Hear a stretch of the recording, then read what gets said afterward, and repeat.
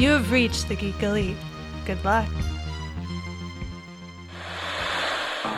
Hey, Mitch! Hey, Mitch! Hey, Mitch! Hey, Mitch! Hey, Mitch! Hey, Mitch! What up, Mitch? Orderly Mitch. Hey, Mitch. Hey, Mitch! Hey, Mitch. What up, Mitch? Hey, Mitch. Hey, Mitch. What up, Mitch? Hey, Mitch. Hey, Mitch. Hey, Mitch. Hey, Mitch. Hey, Mitch! Hey, Mitch? Hey, Mitch. Hey, Mitch. Hey, Mitch. Hey, Mitch. Hey, Mitch.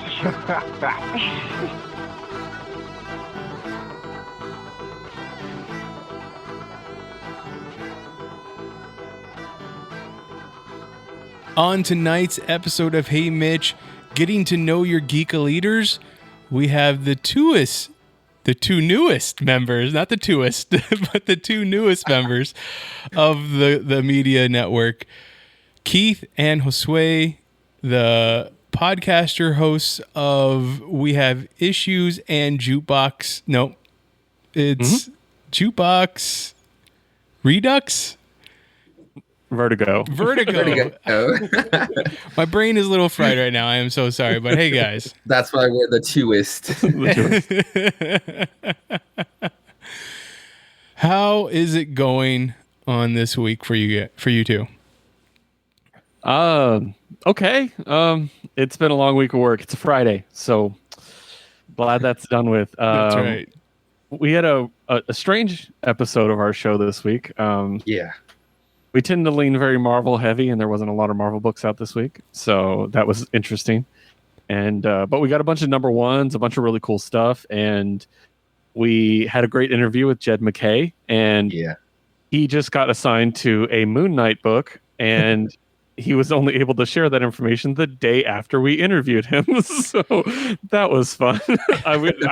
I know he would have told us too, and I asked him beforehand, "Hey, do you got anything else?" He's like, no."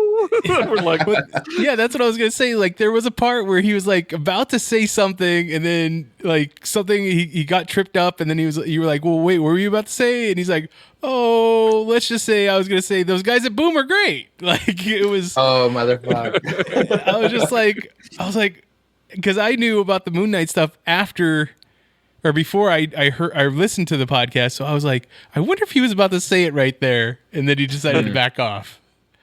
Yeah, that would have been a nice grab for us. I would have loved to have broken that. That would everybody cool. Have to reference Geek Elite and all their like press releases. Yeah, that'd be great.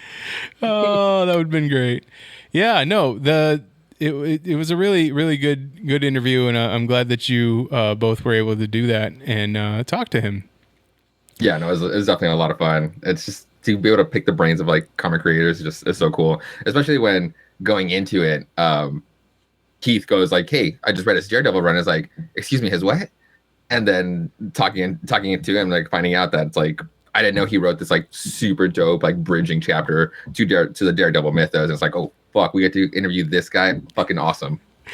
Yeah, I like that part where he came in. He's like, the editor told me you start off in the hospital. All right, cool. Where do I get to end it at? He's leaving the hospital. He's like, oh, so the whole run is in the hospital. Okay, got it. It's so important though. It's really cool. That's awesome. That's awesome. All right, so like, what is it that made the two of you want to podcast? So we were originally part of a group of friends that we varyingly knew each other. For instance, I didn't know Josue. I've never met Josue in real life. Right. I didn't know him to meet in person. Yeah, no, never met in person. So and we've been doing this about a year and a half, almost 2 Just years. About almost going to 2. Yeah. So we've been we only know each other through online and through podcasts, but we both lived in Yuma. I probably actually thought about it. I've probably seen Josue without realizing it because I worked at Hastings. Oh yeah. And anyone who lives in Yuma goes to Hastings, so I probably saw him at some point buying some or went to his rest in peace. But no, we've never met in person, but we had mutual friends and they kind of pulled us all together. so we were doing 4 shows a week together, so we got to know each other very well very quickly. And we were we make the joke that we were the Iron Men. We never missed a show. So we did the 4 shows, and I would trash talk him if he thought about missing, or it'd be like the Iron Man here, and we never missed an interview. Like, we are always doing stuff together, and we were pretty much the only ones, because I think everybody else had some real life commitments that we don't have. So like kids and stuff. So we were the only ones who could really steadfastly do it. And we have issues originally started off with 4 people, but real life commitments came in. People started dropping off, being like, I just don't have time for this.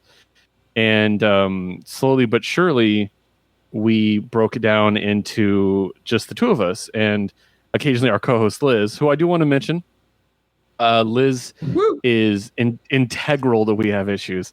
You won't hear her very often on air with us, but I could not do this show without her. Is what I'll say. She's very much behind the scenes and helping, and she does pitch in when she can. She's just going to school right now, is all it is. So, but yeah, so I recruit producer's always perfect for a podcast, so it's awesome. Yeah, and she's great. So she jumped in with the 2 of us, and we just kind of did our own thing, and we kind of found our own way with the show. And near the same time we started doing that, we spun off with we had a show about what are you playing, like video games. And sometimes Josue would be like, I don't play too many video games, but I did play some music this week. And so we just started talking about music right in the middle of our video game show. Yeah. And then I'm like, well, if you're going to talk about music, I'm going to talk about music. And then our other co-hosts were like, well, I like music too. So we'd spend 30 minutes talking about music in the middle of this video game show.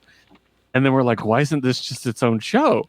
And so we spun that off, and we were like, well, let's do a music-based show. And then I'll kind of let Josue tell you about it, because that's his baby.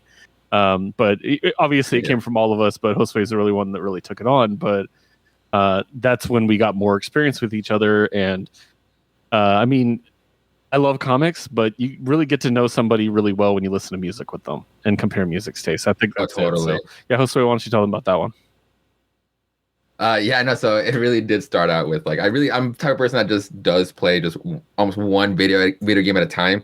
If I'm splitting it, it's just because it's probably one I can just turn my brain off, like something like Dead Cells, like a Roguevania, something I can just get my mind lost in. If it's a story game, it's I'm just gonna give it all a focus in, because sometimes it'll have a little spark. Like, I might want to platinum this bitch, so that happens. But again, so then I was like, gosh, I might not have enough content to put out for this part of the podcast. So I just started with shouting out, since I am playing music, play on words. I was gonna shout out one indie band a week or something, and then everybody started throwing in their picks, oh shit, this is really cool. And then thus one day spawned out. I was like, hey, everybody shout out their one favorite or 2 90s hip hop tracks. And it's okay, actually, let me just jot these down as I was saying them. And then thus spawned into, it used to be called the Infinite Playlist. And then so happened that at the end, so many rebrands and new names, I ended up with Jukebox Vertigo. Because in the end, I mean, I do love a jukebox. I grew up around having a jukebox, or my stepdad's dad had one, and we'd be over there all the time and hit the free button and just start clicking away all the songs and getting lost into the oldies. So that was really cool experiencing that. So I've always loved jukeboxes. And then what I found in love about getting all of our picks rounded together and then putting out somewhere public, I have to listen to these tracks, and it's cool, I love my songs, obviously, but then it's the next person's songs, then Keith's song, and it goes back to mine. And in between those, it's just give me album closers is one of my favorite ones. It was one of my favorite topics. I love a good album closer for an album. These guys have a wide variety of what album closers they would pick. And then so when I put these together, it's just really fun, because I'm listening to them. Once I'm done with them, I do put them out publicly so people can experience this part too. And that's where the vertigo happens. There's a musical vertigo happens, because this wide range of music, just because I love my rock music, but then there's there's going to be a sandwich in the middle before I get to my next track. And it's going to be you're just gonna hit with different feels, and then you realize that it's all connected through this one theme, and it's just so much fun to do. Yeah, just as an example, we just put out our first episode of the reboot, and we had Daniel from Geek Elite on there, and he went right before me. And just to give you an idea of how crazy the playlist could be, it went from Slipknot to Stevie Wonder, and it was just it's one of our crazier ones. I love that. I mean, that's it's such a unique way of looking at music. So I'm glad that we have now through you able to have music as a topic as for one of our podcasts. It's definitely been cool. a lacking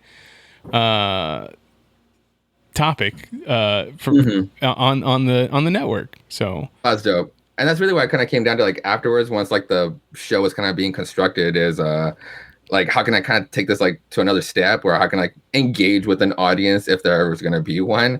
And it's like, you know what, let's just put out this public playlist and like put this like like the last playlist since we did start it over joining Geek Elite, the last playlist made it to 598 songs. We're just too shy away from 600. So but it spans, and then you just get lost in this like whole catalog, and it's like, how does this really work? And then if you just listen to the show, I might put out an actual public list on how it's been going, so people can keep track that way, or why certain songs are placed in certain places. Once it reaches like 100 plus, it'll happen really quickly. But yeah, how can I engage with the audience? Is like, you know what, let me put out this playlist, and hopefully people can enjoy it too. oh yeah, I love it. I love all of that. That's pretty great.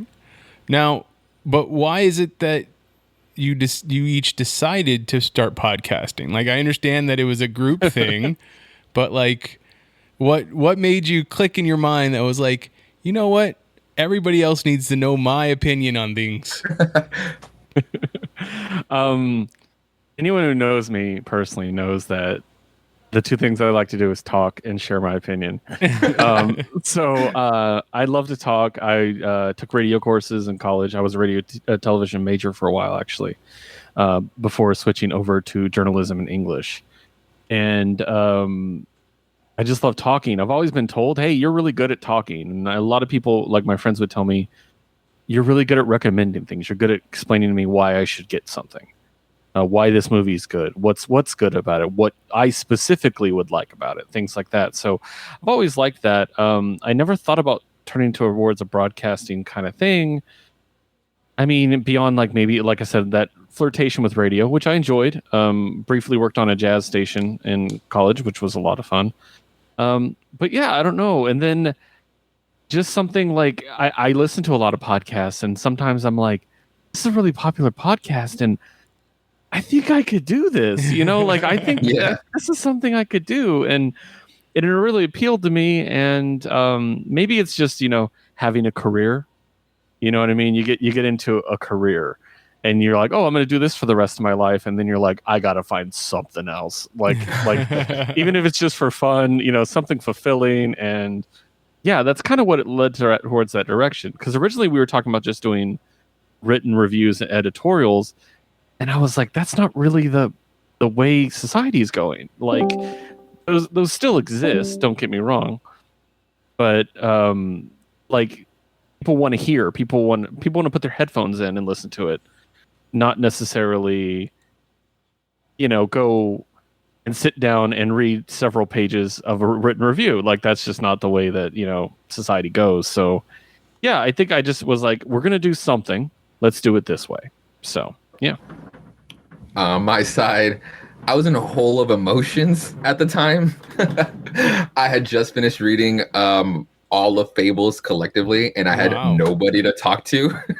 And then like a few months later, is like our buddy is like, "Hey, we're doing this thing. Do you want to join over?" It's like, absolutely, I need to talk, please. No, podcasting has always been like a thing to wanting to do, but I just never had the equipment or just like the know-how to actually really start it. So I was like, you know what, cool. Like starting with a group would be so much fucking fun, because I just have all this useless knowledge that I would love to get out to anybody I would like to listen to, because I just draw in just so much useless information of like trivia and comics and music. Music just never stops. Music just always evolves, which is I'm glad I was able to sneak in the music into incorporating into a show, because that was actually the surprise of that's not really where it started. So that was cool. Yeah. So what podcasts do you two listen to?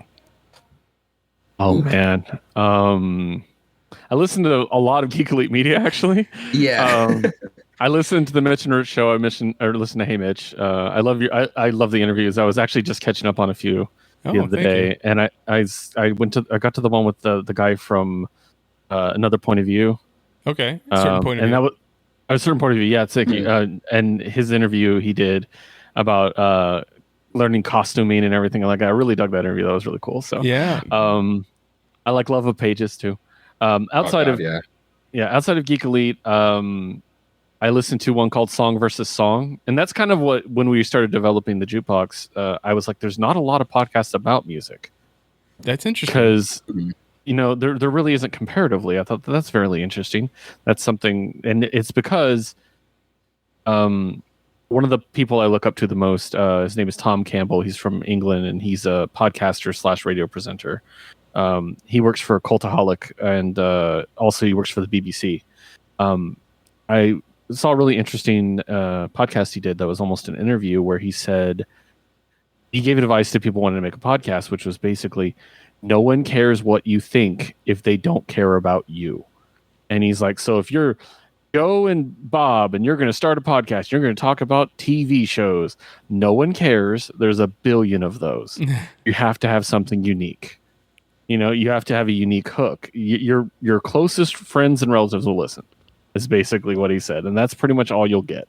He's like, you got to find a unique hook. So, and that's what kind of led to when we ended up doing the jukebox. Is I listened to this one called Song versus Song, which they take two songs that are very similar, and they compare them, and they have a vote. They have a poll, which one's better. So it might be like a Cardi B song versus a Megan Thee Stallion song, or Billy Joel versus Elton John, or something like that.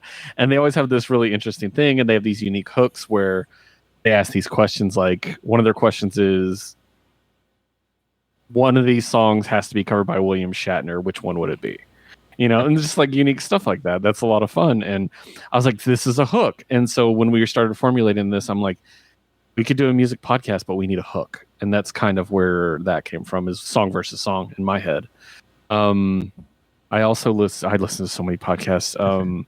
There's one called Musical Splaining, which I got into. It's only about 20 episodes right now, where a girl who loves musicals explains musicals to her friend who hates musicals, and then they watch the musical, and he's just angry the entire time. It's great. I started listening to... Oh, go ahead. I was going to say that reminds me of like, did either one of you watch Parks and Rec? Oh, hell yeah. Okay. Oh yeah. So the part where Leslie is talking to Anne, and Anne's like, I don't even like the Harry Potter movies. You made me watch all of them. And she goes, how dare you? You love the Harry Potter movies. You watched all of them. It's like the guy says he doesn't like musicals, and she's like, well, how can you say that? You have a podcast where you watch musicals. Exactly. But my biggest ones, I guess, to wrap up my podcast is Cultaholic. Cultaholic is a wrestling channel, and I'm a big pro wrestling fan, so I listen to their stuff. But it's beyond pro wrestling because I really admire their talent as presenters. So I really get a lot from them. And then they're a partnership with Triple Jump, which is a video game channel, and they're really dry and British, and they're so funny. And I take a lot from them. Those are the two I listen to pretty much every week. The Cultaholic one can hit like almost 3 hours, but I listen to it every week. It's just hilarious. So yeah, and I'll pick up any podcast at any time. If it looks good, I'll give it a listen. So that's a lot for me. So sounds like Kevin Smith's Fat Man Beyond. I listen to that every week, and sometimes they can get 2.5, almost 3 hours. And I'm just like, sometimes I'm like, Kevin, I love you, but you kind of get off track. Yeah, definitely. I don't really listen to Fat Man Beyond because I tend to listen to like lower profile podcasts, I guess is the way to put it. Like, yeah.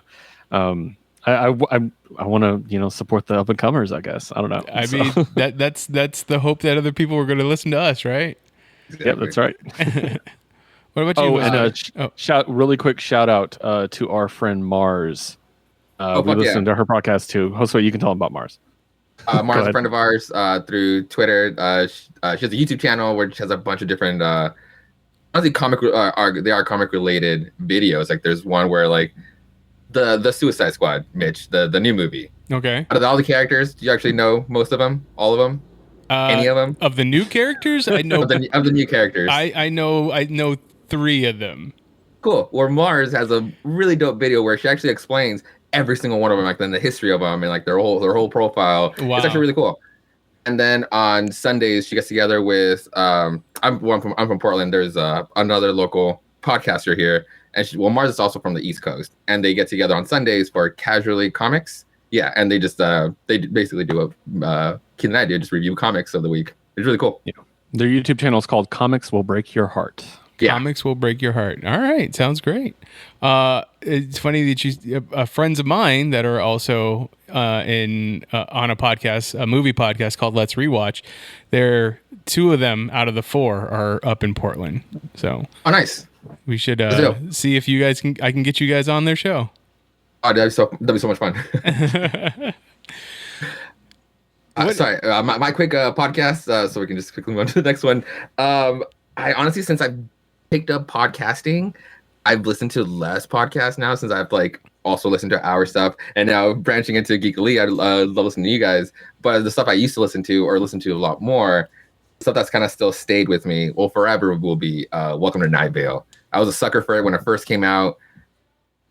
8 years ago now, 2013. God, and it's been such a ride. I love that one. It's have you ever heard it? It's the fake.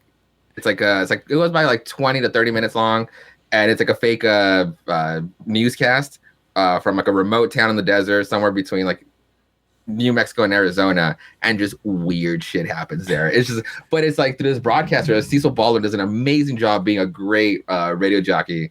And then my hook for it, why I was always into it was. As he's recapping what's the events of the news events for the town, at one point he'll go, and now the weather, and a song will pop in, a random song will pop in. I was like, you know what, this is fucking awesome. So I've always been a sucker for Welcome to Night Vale. It's just such a beautiful podcast. When it was on, as a comedian that I really like, Adam Clayton Holland, he had a podcast called My Dining Room Table, and it was just a back and forth a conversation one with which a bunch of different comedians, because he's from Denver and he just kind of wanted to bring up the Denver scene. So that was one of my favorite ones. I love kind of following comedians on their podcast. And then the last one, speaking of comedians, is depending on the movie, if I know it and I just want to hear them talk shit about it, I love How Did This Get Made? Oh, I love that show too. Yeah, it's really good, right? Yeah, depending on the movie, I won't listen to every episode. It just depends if I'm familiar with it. And it's I just want to hear them just go rip this movie apart. Yeah, I mean, I would say probably 3/4 of the time I'm familiar with the movie that they're talking about. But even if it's a movie that I've never seen, I'll still listen to it and I'll be like, because sometimes it's those Hallmark movies, and I'm like, yeah, of course I've never seen this. So, but I'm not gonna go search it down, but I want to hear what they have to say. Man, I love Jason Mantzoukas, and any opinion he'll have, God, it's the best. Yeah, I don't know. I don't know if you've ever seen that, but did you know that he always wears the same outfit when he's not filming? No shit, no. Yeah, that was when I found that out, I was like, that's the strangest thing. But that's the thing. It's that way he never has to decide what he's wearing. It's always blue jeans and a white button up. That's it. And it's just, oh my God, you look up pictures of him, that's what he's wearing. Yeah, he can just pull it off though. He does. He really does. That beard. It's that fucking beard. What has been the biggest challenge for each of you in podcasting?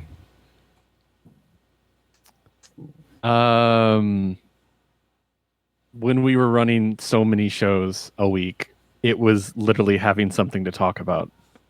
Yeah. Specifically the video game one. Typically you only play one video game a week anyways, and to get a new game every week and play it and record everything else and read all your comics, it became like a second job. It was a lot. And I definitely think that show suffered the most, even though I did enjoy doing it. We just didn't have much to talk about. But yeah, I think that was the hardest part, was just I got down to the point where I had a note on my phone of what did I do this week, so I could remind myself when it's time to record. And I'm kind of this I don't know, it just didn't feel genuine. And then I don't know. But yeah, just getting the content. That's why when we started to do our shows, we focused on the two we really wanted, music, comics. That's what we do. And we're going to be doing those anyway, so there's no commitment. So yeah, I think that was the biggest challenge for me. Beyond technology, Yeah. It really was kind of that for me too. Just kind of after a while, once I started getting used to it, or like kind of getting rolling with like, yeah, it's podcasting time for the week. It was that. It was just like, damn, what's my content? Ooh, what am I gonna provide? And it's like, yeah, like when I'm rummaging through, like, yeah, it really kind of was like the video game one, because even like I stated before, I just play like the one or maybe two at a time. Even then, yeah, I think that was a challenge. It's like how does one come up with like how like to come up with new content on the spot, even though I'm kind of like still saying the same thing I kind of want to say last week. So, or even then, just being like, I gotta grind like fucking at least like 2 nights into video games just so I can even like have something happen so I can talk about it, or just yeah, or just state what I was playing, you know? Yeah. Like when the Tony Hawk remake came out, there was 3 weeks in a row where I was literally like, still playing Tony Hawk because it's incredible and I want to take my time. Basically, like I just like I don't have much to tell you. I played Persona 5 for like 2 months and it's one of my favorite games ever. And I just kept being like, it's great. I don't know what to tell you, man. It's just great. So yeah, I think that was the important part. And we did find ways to fill the time. We had a lot of games we played. We did some trivia bits and stuff. I started bringing board game stuff and card game stuff too. Yeah, we started talking about that stuff. So yeah, I mean, we find ways to fill it. But yeah, I think that was the big thing, just finding the content when you have that many shows. You know. Yeah, I would imagine, because like you mentioned it with when you talked to Jed McKay, like, you know, you're close to over $100 a week on comic books. Then you throw in a $6 video game a week, and then you also throw in however much money you need to pay for the songs that you're going to be listening to if you're or streaming services, yeah, stuff like that. It's going to all add up. So, at any point, does any of it ever feel like a chore or a job? Like do you ever sit there and you're in the middle of a comic book and you're like, oh, I just have to get to the end of this now, like kind of thing? Now, no.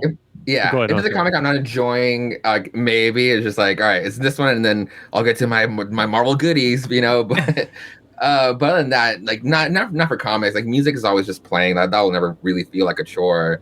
I think like I know we're talking about the video games one, but if anything, like the watching stuff, especially when like all last year wasn't like a set thing of like, hey, we're gonna go to the movies and watch this new movie. I can't wait to talk about it on the podcast. Like that wasn't a thing. So like really like watching, like getting into like, what show do I really want to watch next, or what movie do I really want to stick on a new movie, when new movies were barely a thing too. So I think that one was starting to feel like a chore of like watching new stuff. Yeah, I think specifically for me, now that we're just doing the 2 shows, I think it's really focused on us, and it's the 2 things that we can effortlessly enjoy, and we can also talk about without having to really work at it. Previously, it would be kind of difficult, and sometimes I want to watch a TV show and just enjoy it and not think about how am I going to talk about this. You know what I mean? Like, and sometimes my opinion should be kept, you know, a little more quiet. I'm very outspoken with something, specifically Joker. My review of Joker is legendary. It's like 25 minutes long. I took notes. It's look, it's just, and I was kind of like, I shouldn't hate something that much. I shouldn't have to talk about something I hate that much. Like, I shouldn't have to watch this just because it's relevant. And maybe at that point, but to be honest, if We Have Issues ended tomorrow, I'd still be getting every single one of these comics and I'd still be reading them. I might not be reading them as fast because we want to get them out as quick as possible. Maybe that's a little bit of it, but no, I'd still be listening to music. If anything, honestly, jukebox has made me enjoy music more. Honestly, yeah. Because I've been keeping an eye on what's coming out. I've never really focused too much on what's coming out. And one of the great things about our usual cast of characters for jukebox is that we have incredibly different tastes in music. Yeah. Whereas Josue, he's our indie boy. Like, he loves the indie. He always brings up the artists no one knows. And he also uses a lot of Spanish language tracks, which I'm utterly unfamiliar with because I'm a local white boy. And then our friend T-Dog is old school rap and classic rock, which I like classic rock, and a little bit of old school rap, but he knows everything. Oh my God, yeah. Our friend Crozen's like very much a producer. He knows dance tracks and things like that. He's also the emo boy. He likes that kind of era. Love you, Crozen. And then myself, I'm just a magical, like, musical. I don't even know the word. I listen to everything. I listen to pop. That's the big thing. Is my I listen to pop music. I like Taylor Swift. You know, like things like that. So you're a top 40 person, just like me. But not just that. That's the thing. Like, and I also like, so like a perfect example is the episode we just did. Spoiler alert for that episode. It's your top 3 favorite songs ever, and number 3 was the Foo Fighters. Yeah. Number 2 was Stevie Wonder, and number 1 was Solomon Burke, who is an R&B singer from way back in the day, who is incredible. So it's just like, and then also on top, like my favorite albums last year were Taylor Swift and Dua Lipa, but also like number 3 was the new Foo Fighters album, and the new Weezer album was up there, and also Riz Ahmed had a killer rap album last year. Like, So yeah. So we like with these guys especially, they really got me into listening to everything. Mhm. And it's really cool, like scrolling down what's new and being like, oh, what's this? Let's listen to it. So I just discovered an artist today that I would have never looked for, except for I'm like, hey, let's do this for Jukebox. And her name, I'm pulling it up right now, is Charlotte Lawrence. She's actually the daughter of the guy who created Scrubs, Bill Lawrence. Nice. And his wife Krista Miller. It's their daughter, and she released her album, and she just did an acoustic version of it today or something. She just announced it, so I was like, "Hey, I'll listen to that." So never would have thought to listen to it without this. So yeah, honestly, that's one of the best parts too, where it's just like there. I expect there's a new Offspring album coming up when there's like 2 singles been coming out. The second one just came out and it was like it was okay. But that being said, when the album's out, like now for sure I will listen to it to either rag on it or be like, you know what, I was giving it too much shit. It's actually really good and it provides like said content. So honestly, it's really cool to actively want to listen to new music when it's been like when you look at the new releases and like you look at Offspring had a new album. That's cool. Keep scrolling. Where now it's like, you know what, I need to actively listen to this because it's part of me now. yeah, the only struggle is Crozen is a big Kanye West fan, and he keeps leveraging Kanye West into our playlist every time he can get, and we are all vehemently opposed. So much so that when we did our end of the year awards, we all voted Kanye West's the album the Jesus album he did, whatever it was called. We voted that as the worst album pretty much unanimously. he got really annoyed with us. So I guess that's one of the pluses to resetting the playlist. Even though I did suck, like Keith, how do you feel that you couldn't fully put Melancholy on it? Oh, it'll happen. It'll happen. Start over. So one of my goals with the playlist is to add every track of Melancholy and Infinite Sadness by the Smashing Pumpkins on there, which is a double disc. It's like 24 tracks. I will find a way to wedge every one of those songs on the playlist somehow. I really like that idea too, and I was trying to do Jeff Buckley's Grace. It's one of my ultimate favorite albums, and I only got like 3-4 songs in there. So close. So when you're picking your comic books, like obviously you don't do first. You're gonna pick the characters that you want to read. Like you're gonna pick the long running ones. But like, what about when short runs come out or limited series? Like how do you decide? Do you go off of writer? Do you go off of artist? Do you go off both? Do you go off of company? It depends. Like it's either one or the other, but when it's both, it's like, oh fuck yeah, it's gonna be a damn good book. Yeah, we also have slightly different tastes in comics, which helps too. Mm-hmm. Josue does tend more towards the indie books. He also tends towards the more action-oriented, gory or horror stuff. Yeah. Whereas gore isn't really my thing. It has to be done pretty well for me to really enjoy it. Which there are some great books that do it. I'm more storytelling. I really tend towards fantasy. And sci-fi, stuff like that. And also I tend towards Marvel really heavily. Big Marvel fan, have been since I was a child. But honestly, like I'll give most Marvel books a try, but I don't usually follow the big ones. Like I don't get Avengers. I don't get Captain America really. But I do get the minis for side characters, which I really enjoy. And every X-Men book though. I will always purchase every X-Men book. It doesn't matter. It could be X-Men. They could bring the X-Babies back, and I'd probably buy it. Like, and then as far as independent stuff, it's really just kind of like you're standing at the wall, and you're like, "Am I going to give this a shot? Let's give it a shot," Or, and we know enough other people in the comic review industry now that I can see their opinions and figure out, do I want this? So, yeah. But to a degree, I would say when we started, I went by characters and publisher. But now I pay more attention to the creator. Like Yeah. if you see Chip Zdarsky on something, I'm like, well, I'm gonna get that, like, or if Stephanie Hans is doing art, I'm like, well, just add that to my box immediately. Like that's the best artist on the planet right now. So yeah, I pay more attention to that now. But honestly, I'm willing to give anything a chance, and that's one of the reasons I'm going broke buying comics. No, it's definitely fun. Definitely also really lean towards Marvel over the other house. But then I'm just like very particular with what heroes I really want to follow. I've just been set on follow. Keith like just buys every X-Men book, which is fucking awesome right now. X House is just super good. But I'm in this hole. I've been in this hole where I've just been following Spider-Man, just the mainline Spider-Man, just so I can. I was in a bad relationship with Dan Slott. I guess I still am. I very much still am.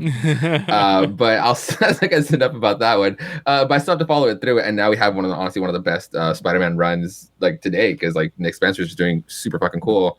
There's something super cool with Spider-Man, where he just did the whole Hydra cap over in Captain America like 4 years ago now. And now he's been doing Spider-Man. It's been super cool, just highlighting a bunch of like the D-list villains out of nowhere. Like Marco, the Mountain Man Marco, like makes an appearance. Like, when the fuck? I actually have his first appearance like issue. A friend gave it to me. It was like, hey, you like Spider-Man? You like comics? Here you go. And it's like, oh, Mountain Man Marco, cool. And then literally, I know that down the line he was going to be appearing part of the main line, and it's actually really cool. But no, like I'd love giving like the indie boys, like just like the indie comics, just all the chances in the world, because they deserve to come up. There's so many great stories. Like we've seen all the Spider-Mans, all the Supermans, that there's just like so many great gems that don't have capes, that don't have anything to do with capes and tights, and they're just some of the best comics you could just like read. It's just awesome. I want to give all those as many as I can a shot. Yeah, and anything LGBT, we're gonna pick up. Just so you guys Absolutely. know. That's catnip for us, especially if it's written by a woman. Are you kidding me? Like, yeah. So yeah, Keith, has there been a book that Josue like recommended that you were just like, I don't know if I want to do this, but you were completely turned around by the time you read it? I know the exact book I'm thinking of. It's now one of my favorite comic books, and I'm pretty sure it was Josue that turned me on to it. It might have been a friend of ours, but the book is Die. Oh god. By Kieran Gillen and Stephanie Hans, and it's incredible. I took a look at it, and I'm like, the art's really cool, but it seems like, when you get high fantasy that's so high you don't want it, you know what I mean? Like, I was like, oh, is this what this is? Because I just flipped through it, and then I was like, oh, I'll give it a chance. Stephanie Hans is a really good artist, and now it's just it's one of my favorite books. Put it simply, it's Jumanji meets D&D. Mm-hmm. Oh, Only they go back as adults, and it's really good. And it's the only time when we've interviewed creators that I got starstruck was when we interviewed Stephanie Hans. I was a mess. But that, and then I'm trying to think, Josue, if you turn me on to anything else. There's something else that's just not occurring to me. I know you picked up another one post after I got it, and then it really turned on into it. And it was a horror one, the Autumnal. Oh, the Autumnal with Vault. Yeah. Because I'm not a horror guy, but he's like, no, pick this up. And it's really good. And it's not super gory or anything like that, which I dig. It's more suspenseful. Yeah. It's very, I don't want to say it's Stephen King, but it's very Joe Hill, which is his son. Oh, fuck yeah. Yeah. It feels like it. And I really like it. And the protagonist might be my favorite non-superhero protagonist in comics. Like, I absolutely love her. Like, so yeah, the Autumnal, definitely, yeah. And Josue, same question to you. Is there a book that man. Keith turned you on that you really were not into? Yeah, it's for sure. knows. It's for sure. Like, there's one book I was gonna avoid, or not that I didn't want to read it. It was just like, well, I know Keith's gonna get it. I'll just like set it up so maybe I don't have to get it. I'll hear about it, and it's really cool. But then like Keith started talking about it. Everybody started talking about it, and it's like, I fucked up, because books like these are so hard to find even by the second issue, especially when they sell out and you have to go through second printings, and it's really not my jam to get those. But goddamn, 7 Secrets is a book to look out for. That one, it's just so damn good. Wow, what a book. It's the premise is just like, what are like the most important 7 secrets in the world that have been around forever, maybe ever, and And then we just have to keep them. We have to keep the secrets a secret. But like, what are they? That is the question, right?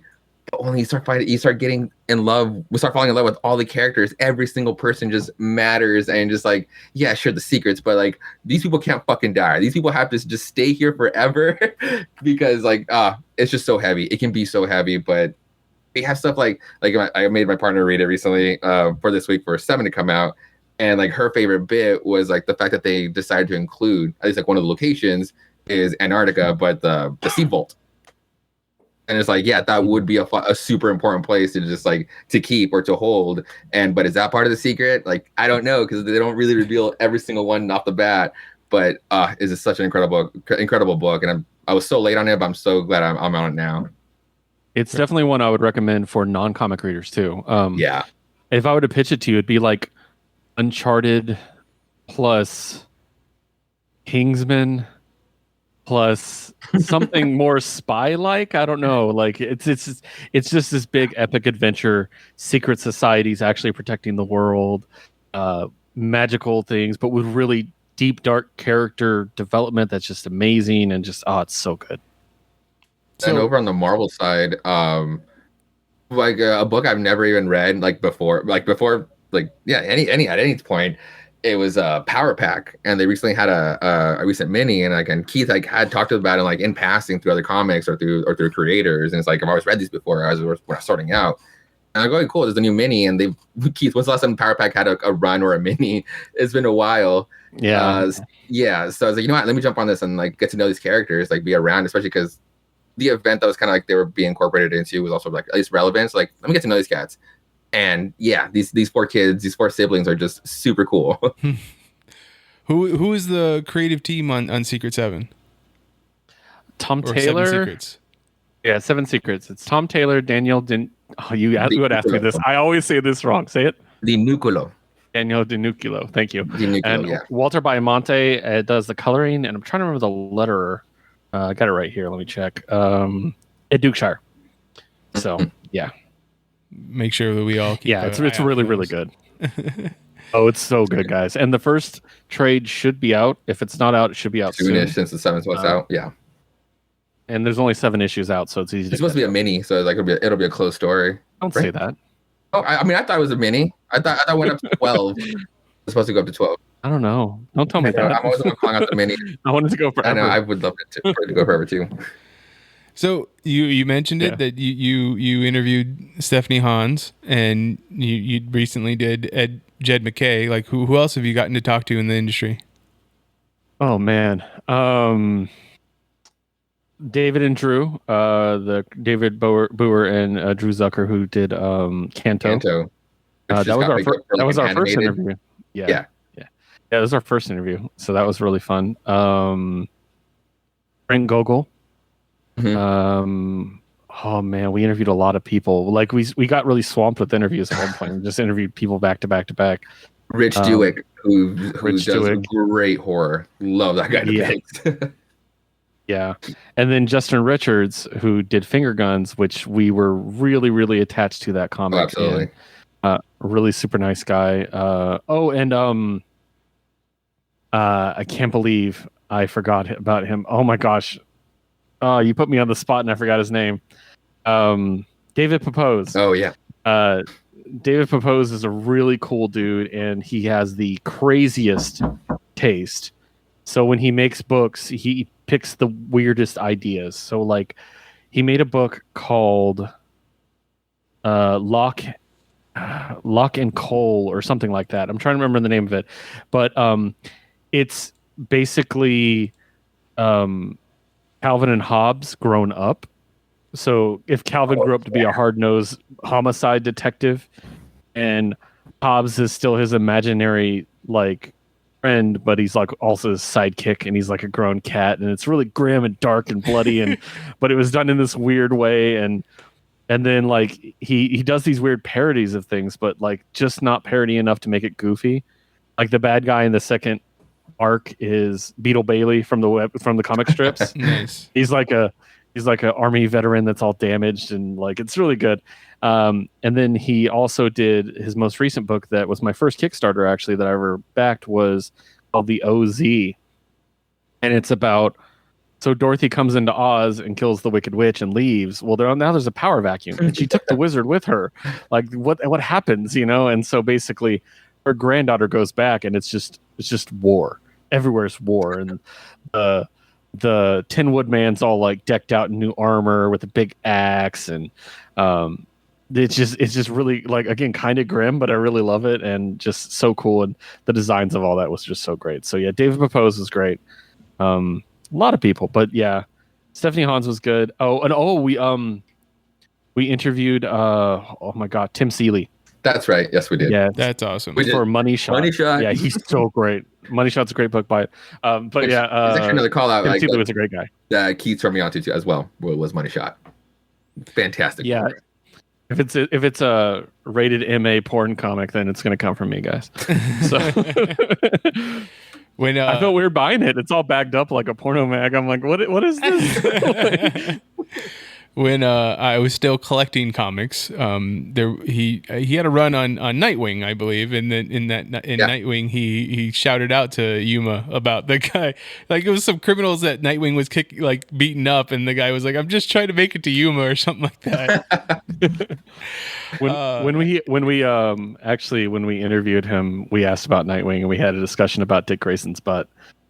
Because I was like, is As Dick one Grayson would. the only male character that's sexualized like female comic book characters, basically? And then also he does Vampire the Masquerade for Vault. Oh my god. Big plug for that book. And he So just has good. he has a new book called The Bequest, by the way. That's also really good.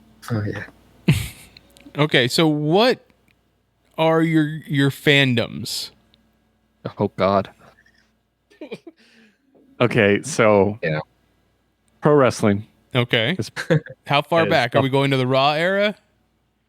I started Or watching Attitude Era? wrestling.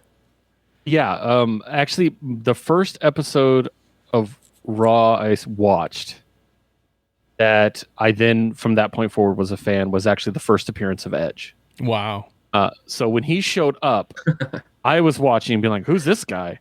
This is this guy with cool long hair who looks hot. What's up with this?" Like, and so from that point forward, I was a fan. And so when he had to retire, which he's actually back, by the way, but when he gave his retirement speech, it was emotional for me.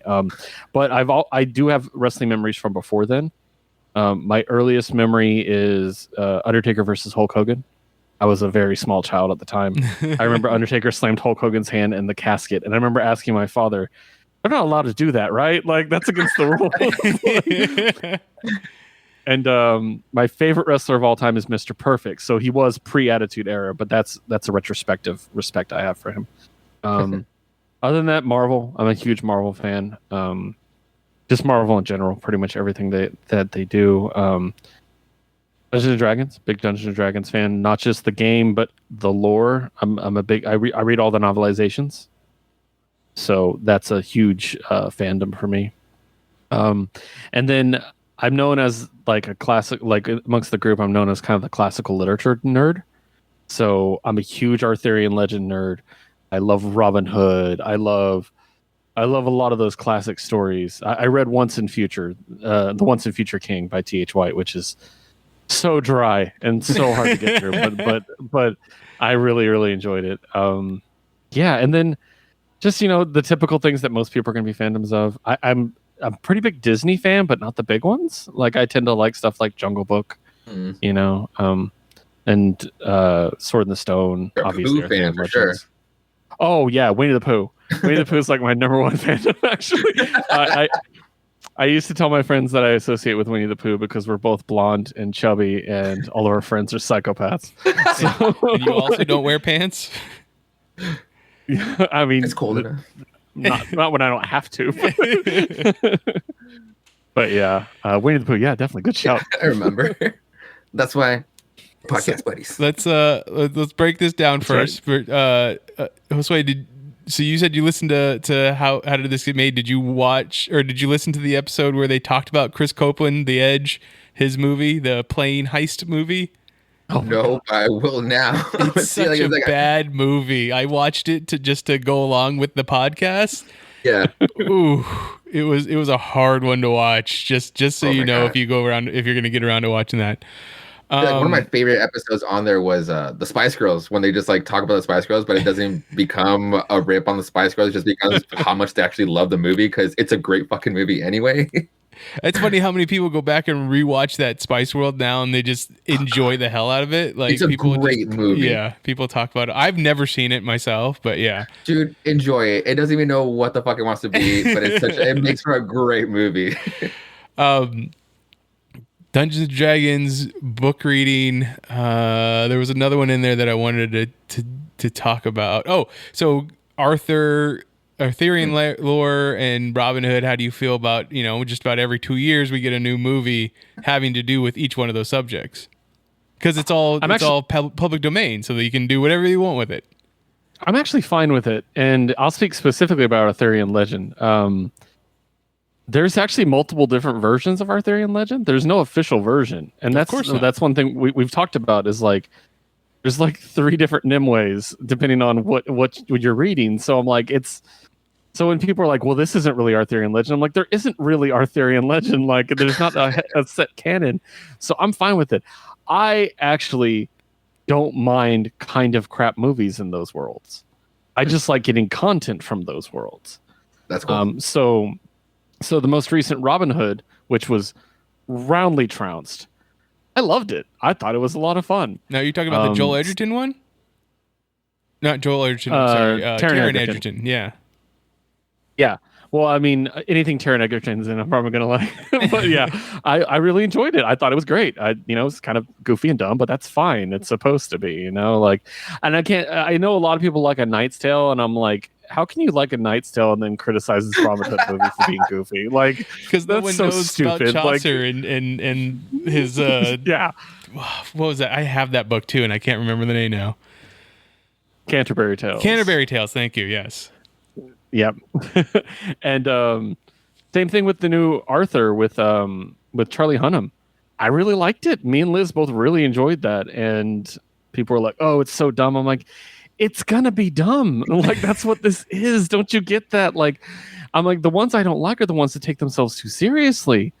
Like, Russell Crowe's Robin Hood, boo, no. Kevin Costner, Prince of Thieves, I hated that movie. Oh, geez. Like, what about the Clive Owen one? I haven't even seen the Clive Owen. For King Arthur. Yeah, it's King Arthur. It's got Olivia Wilde. Keira Knightley as had Reed Richards. Oh, it did have Reed Richards. I didn't watch it actually. I did not watch that one. I think the best Robin Hood adaptation was the one the BBC did as a television show. It went 3 seasons.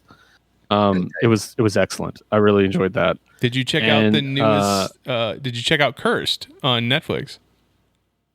Yes, and again, I liked it. It wasn't great, but it was what it was, and it was a cool, unique look at it. Cool, sure. It's not like, I mean, like, I'm the kind of person that can watch CW shows without taking them too seriously. You know what I mean? Like, people are like, why is this so dumb? I'm like, because it's the CW. What did you expect? Like, God, Powerpuff Girls is gonna be a mess. I can't wait. It's gonna be so bad. And then Arthurian Legend, I mean, honestly, nothing beats the miniseries with Sam Neill from back in the day. That was just incredible. I gotta watch it was done that. perfectly. What about It's Merlin so from the good. BBC? I never got into it, and it was because at that time I was watching a lot of stuff. Okay. I actually did attend a panel of theirs at Comic-Con, Nice. San Diego Comic-Con, and was like, oh, this seems really cool. I'm going to dig this, but I was into so many shows at that point, so it just got kind of left on the wayside. Okay. I'm also like a romantic comedy nerd, so you'll see that. That's one of the reasons I can stand garbage cinema, basically. Your turn, Josue. What are your fandoms? Yeah, Marvel for sure. It's just been like part of my childhood since like forever. I really don't know what was the deciding factor. I would love to know what it was like, just to decide like if I'm gonna like double down on DC or just like stick with or be with Marvel. And it's like, I guess it was just always the characters, It's written better. I think for you it was Spider-Man. I think it might have been Spider-Man. I mean, I was a 90s kid, so the cartoons might have done it. Even though the DC cartoons were there too, but yeah, it might have been Spider-Man. Yeah, because DC probably why I have these. Yeah. DC doesn't have a Spider-Man. They don't have that cool young hero.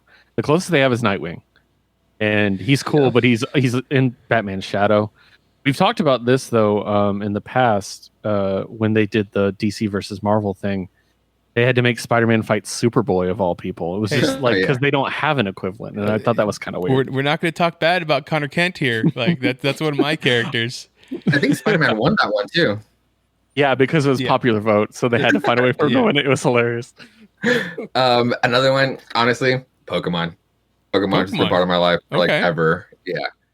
It took me to like my adulthood to actually learn the card games, actually know how to play the card games. So, man, I probably had some dope ass cards as a kid, but I was just collecting them. It's like, look what I got, but I never knew how to actually play it until recently. Like a buddy of mine, he was getting into it with his daughter, and it's like, hey, play with this. And I was like, yeah, actually, let me give it a shot. And it's just Magic the Gathering, just simplified, and for the most time, a lot more fun because it doesn't have to get too complicated where you're just stuck doing nothing and then you just lose because it's turn 2 and like the other opponent just has better cards. You actually play together. No, yeah, Pokemon is just fucking awesome. The games just always been there. So I'm so excited for Pokemon Snap 2. It's right around the corner, and I can't wait to have it. I've just literally been screaming into the universe of why hasn't there been a Pokemon Snap 2? Why wasn't there a Pokemon Snap 2 for the Wii U when they even did? They brought back Fatal Frame. You defeat ghosts by taking pictures of them. Use your property; it's right there. And we finally get it, so I'm really happy. Other fandoms, shit, I don't know. I just like a lot of stuff. I guess when I hear the word fandoms, it kind of hurts. I have to really think about it. I just had such a burn with on the HP property. And you should say Lovecraft. If you don't say Lovecraft, I don't know. Yeah, Lovecraft is like for sure is one I always like love it. Like I always love like the whole mythos, the whole like preaching to worshiping like the one true dreamer. Actually, that's part of my LARPing. My first LARPing group, we were a cult that would worship the great god Cthulhu, and we would just wreak havoc in the waste, and it was awesome in the name of Cthulhu. We would steal so little for the name of Cthulhu, and we would just gain so much love. It was awesome. So fandom is just kind of weird for me. I like shipping stuff instead. So yeah.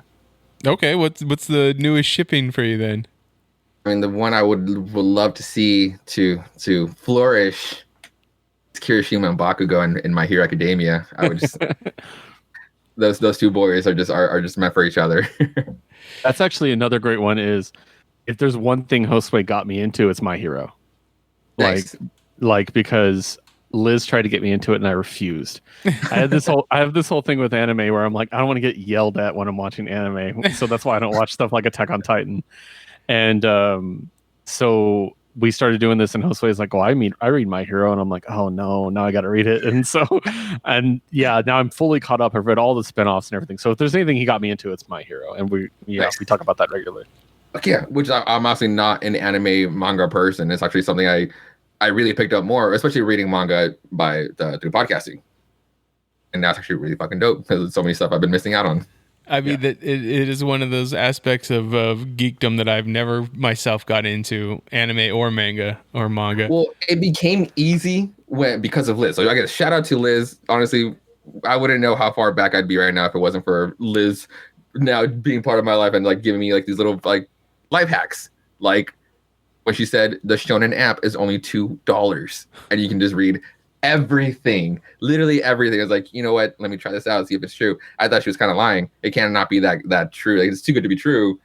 And yeah, the Shonen app is just $2 a month, and you can read everything. So yeah, a little plug there for something that we're not sponsored by, but yeah. I don't care. Everybody should get this app. It's so worth it.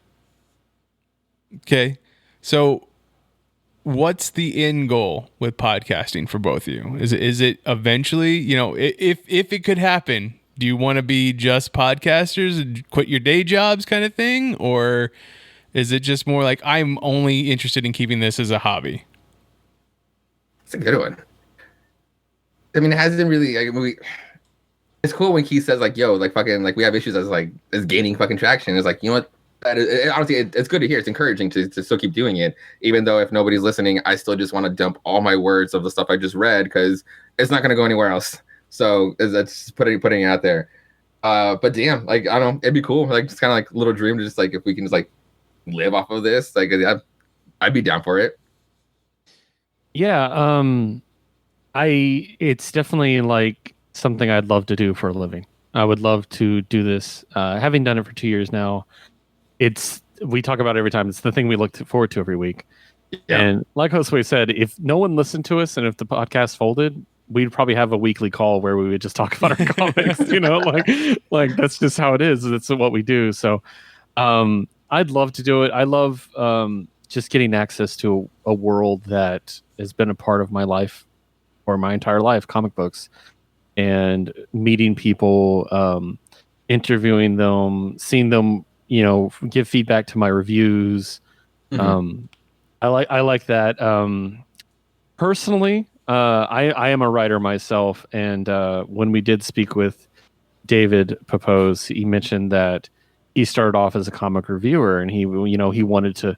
He's like, hey, maybe I'll make a comic book, and then so that's kind of how it got started. And I've always kind of wanted to write a comic. I've always kind of wanted to like do a lot of different things with my writing.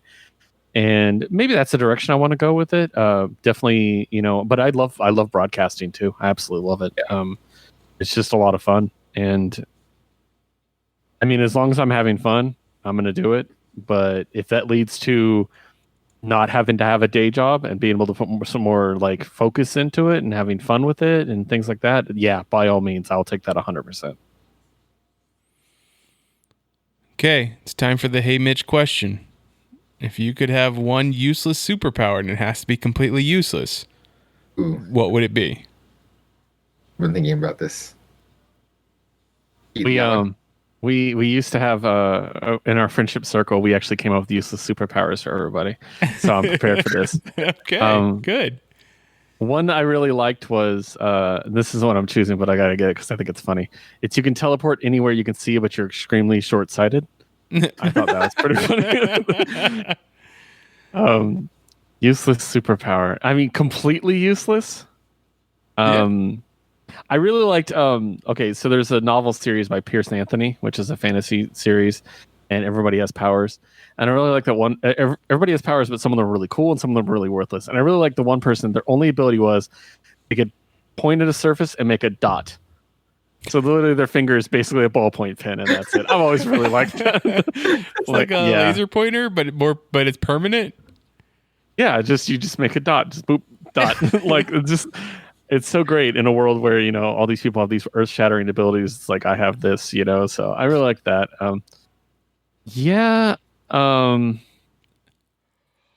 It's the problem is completely useless because I'm clever enough to come up with uses for things. But yeah, that'd probably be the one I'd pick. Okay. Actually, man, right now mine is a perfect example. I wish I could just like grow my nails at free will, so I can just like paint them over when I want to.